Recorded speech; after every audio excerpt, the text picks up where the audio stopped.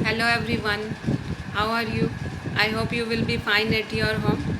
Student, I am teaching you chapter Interior of the Earth, and in earlier video I have told you about the seismic waves. Three type of seismic waves, one is primary, another one secondary and long waves. And I have told you primary waves can pass from all the materials, whether solid, liquid and gaseous, and secondary can pass only from solid, and long waves moves along with surface, and that's why these are called surface waves also. In this video we will start with the behavior of these waves, ki how they behavior, how do we know that the our interior of the earth is liquid, semi solid and solid, how do we know? So we will read about the behavior of these waves, and after that we will read about the effects of the earthquake and types of the earthquake. So let's start with topic behavior of seismic waves. Hello everyone, today we will start with next topic behavior of earthquake waves. In earlier video I have told you about three type of the waves. First primary waves, secondary waves and L waves, यानी कि long waves. I have told that the primary waves can pass through the solid, gases and liquid also, and secondary waves can pass through only solid, and long waves travel along with the surface only.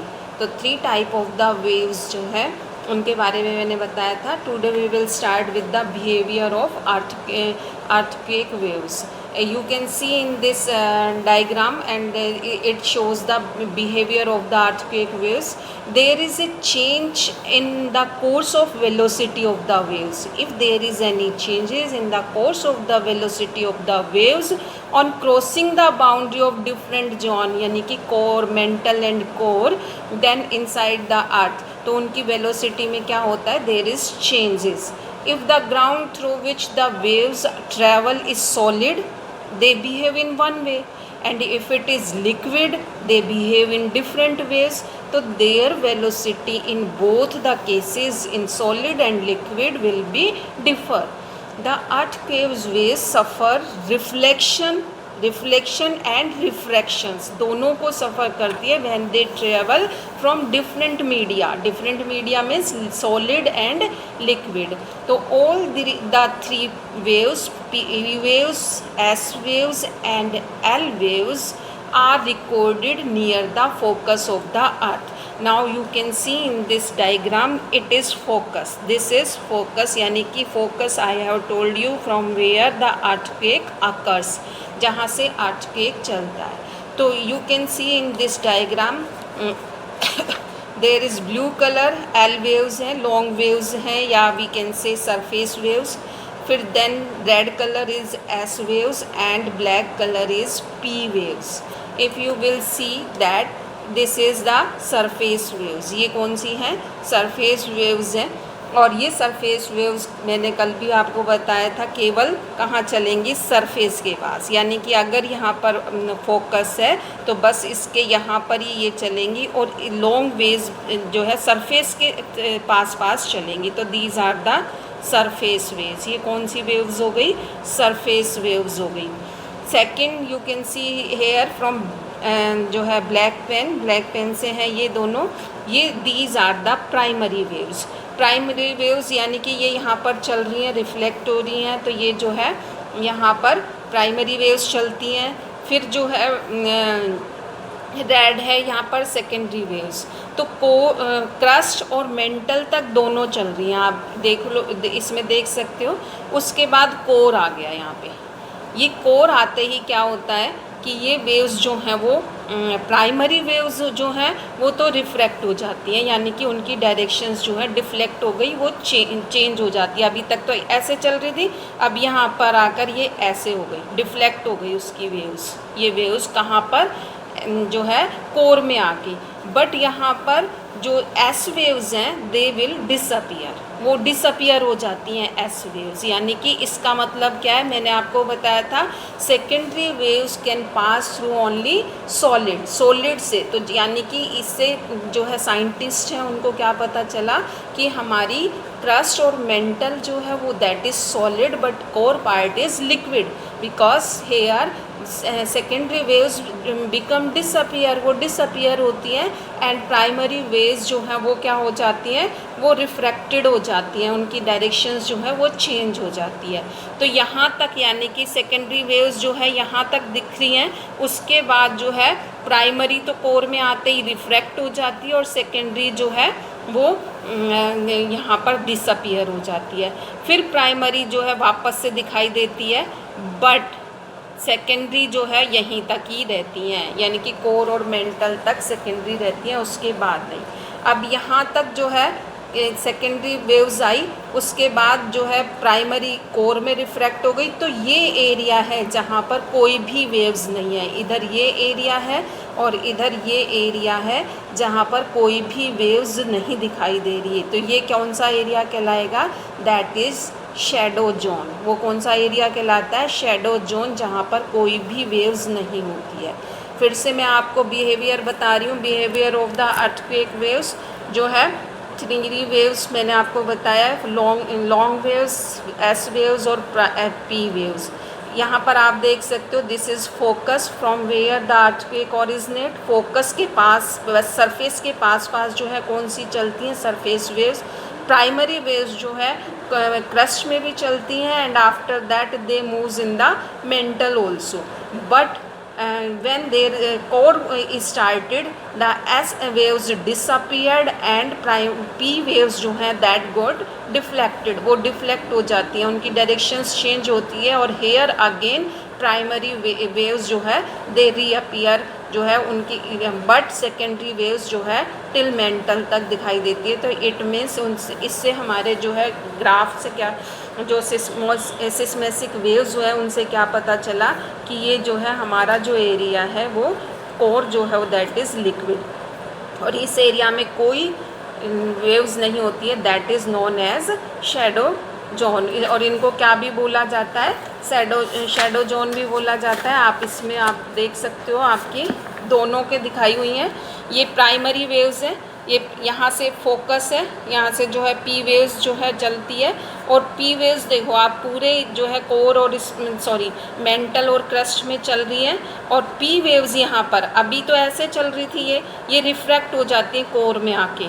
ये आप देखो इसका reflections, ये core में ऐसे refract हो गई तो और फिर बाद में आके लास्ट में जो है पी वेव्स जो है अगेन जो है दिखाई देने लगती, मतलब दिखाई तो यहाँ पर भी कोर में भी दे रही हैं, बट जो है पी वेव्स यहाँ पर भी रिसीव्ड होती हैं, एस वेव्स नहीं होती हैं, यहाँ पर पी वेव्स होती हैं। तो पी वेव्स का शेडो एरिया कौन सा हो गया, वो भी यही हो गया शेडो एरिया। एस वेव्स का शेडो एरिया ज़्यादा होगा पर पी वेव्स का कम होगा, क्योंकि पी वेव्स जो है यहाँ पर कोर के बाद भी वापस से रीअपीयर जो है दिखाई देती हैं हमें received here, P waves received here और P waves shadow zone. Now you can see here in second diagram S waves shadow zone। S waves you can, यहाँ पर अर्थक्वेक ओरिजिनेट हुआ और केवल इस एरिया तक जो है S waves जो है यहाँ तक आती है और कोर के आते ही ये डिसअपियर होती है और उसके बाद कहीं पे भी दिखाई नहीं देती हैं। तो S waves का शेडो जोन जो है वो ज़्यादा होता है, P waves का शेडो जोन जो है वो कम होता है। तो this is the about the behaviour of earthquake waves, जिससे जो है हमें presence of the shadow zone क्या दिखाता है on the surface of the earth, shows that earth cores is composed of heavy material like nickel and iron whose density is 11 to 12। और ये हमें क्या दिखाता है कि जो है इसमें निकल और आयरन होती हैं और जिसकी वजह से उसकी डेंसिटी जो है वो ज़्यादा होती है। Now we will start with जो है types of earthquake and that is the different type of the earthquake। Here you can see that is the tectonic earthquake, volcanic earthquake, collapse earthquake, explosion earthquake, reservoir induced earthquake।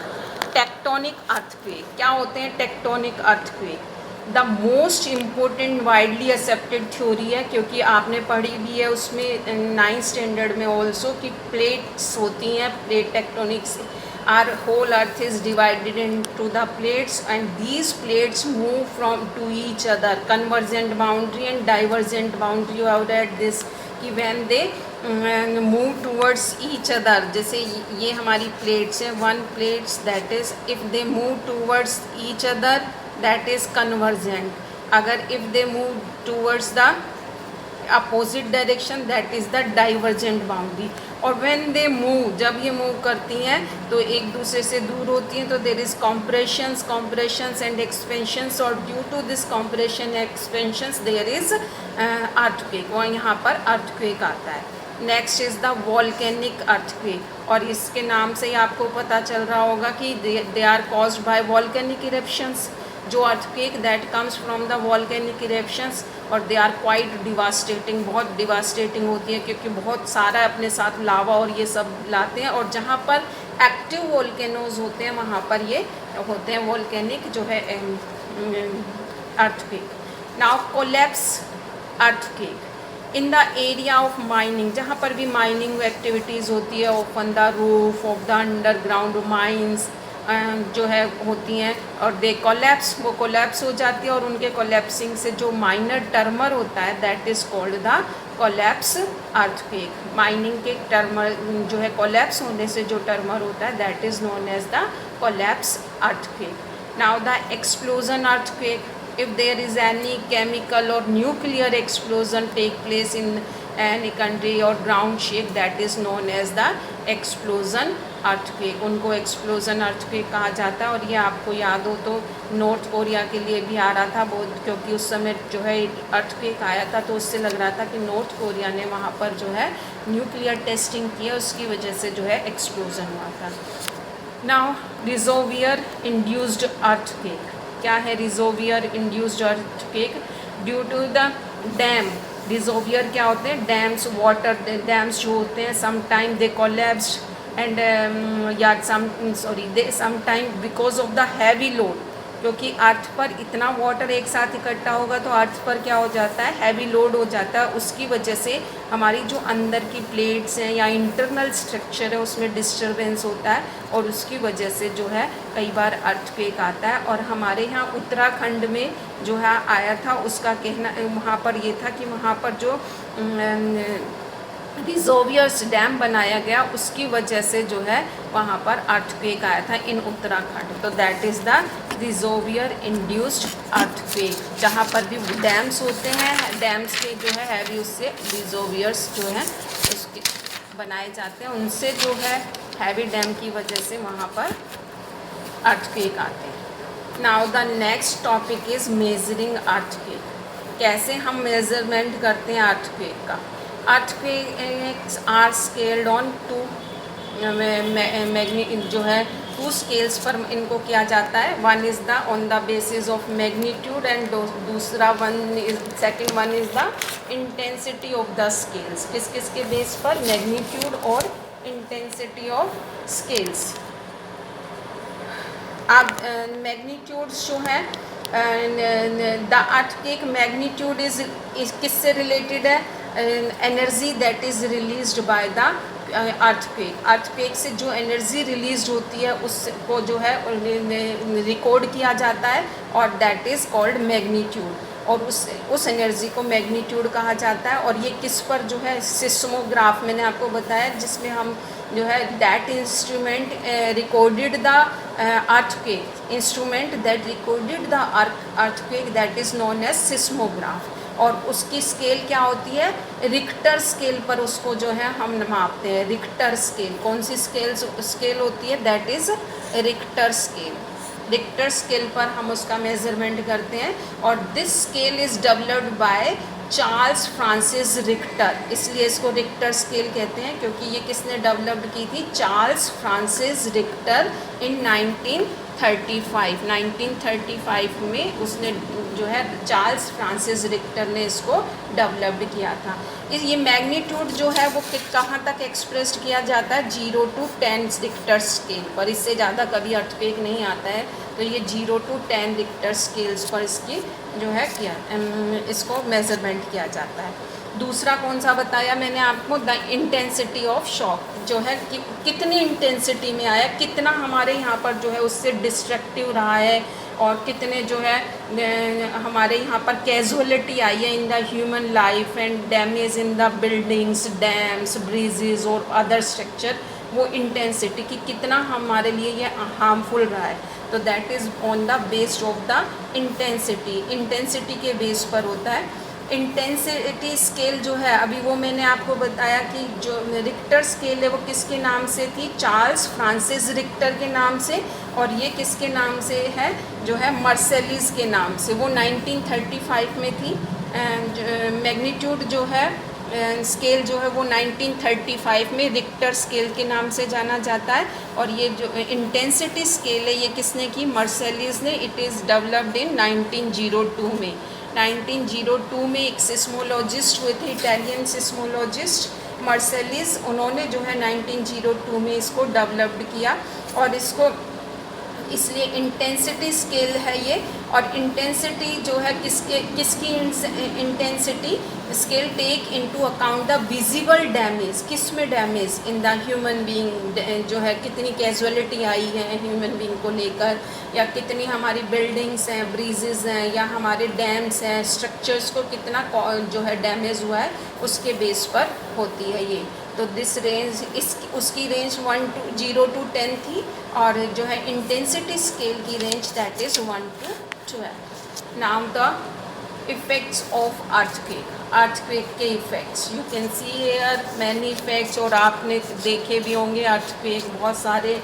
और जो सबसे main earthquake अगर हम देखें that is in the भुज, जो कि 2001 में 26 जनवरी थी उस दिन, हमें आज भी याद है। 2001 में 26 जनवरी को आया था, और there was huge destructions by this earthquake. और ये केवल हमारे पूरे इंडिया सब कॉन्टिनेंट में आया था। इंडिया सब कॉन्टिनेंट से मतलब मैंने आपको पहले भी पढ़ा चुकी हूँ, इंडिया, पाकिस्तान, नेपाल और बांग्लादेश, इन सब एरिया में जो है ये था। और रिक्टर स्केल पर दैट वाज 7.9, जो है मैंने अभी आपको बताया कि जो है नहीं बताया, अभी आगे आएगा।